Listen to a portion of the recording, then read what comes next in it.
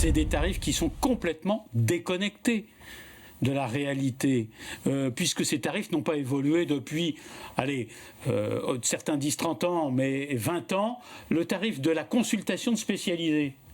Et ben quand on regarde comment elle a été payée en francs et comment elle est payée en euros, je pense la différence doit être de l'ordre de 70 cents maintenant.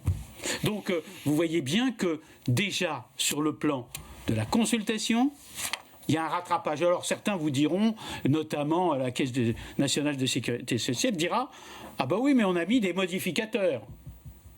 Et donc, globalement, on a augmenté. » Oui, mais bon, la base, et c'est ça que les gens retiennent, c'est que la base n'a pas bougé. Pour ce qui est de la nomenclature des actes, c'est pareil. 2005, mise en place de ce qu'on appelle la CCAM, la classification commune des actes médicaux. Eh bien, ces tarifs n'ont pas bougé, ou ont bougé à la marge. Donc là aussi, eh bien, les coûts de la pratique ont évolué. Donc il va bien falloir revoir tout ça à un moment. Et ce n'est pas en mettant 1 euro tous les 5 ans, lors de la renégociation de la convention, puisqu'on renégocie la convention. Et en plus, pour 2021, a priori dans la loi, cette convention, on ne peut pas la renégocier, puisque la loi la reporte à 2023. Probablement qu'on sait pourquoi. Mais peu importe, l'aspect n'est pas très intéressant sur le plan politique. C'est une convention que vous avez signée quand même. Enfin, c'est une convention qu'on a signée. 2021, donc en échange de promesses. En échange de promesses.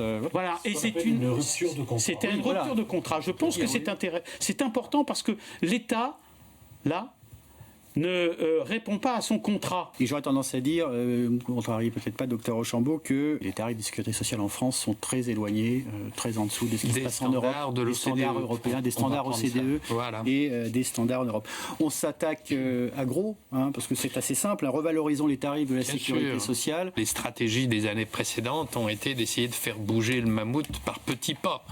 Mais il ne faut pas lâcher et il faut mettre la pression. Et c'est là où l'union a toute sa force. Bien sûr. Chez les spécialistes, c'est que si effectivement les votes nous donnent cette force en étant le principal et de loin syndicat des spécialistes, on a là un poids fantastique pour peser sur l'assurance maladie.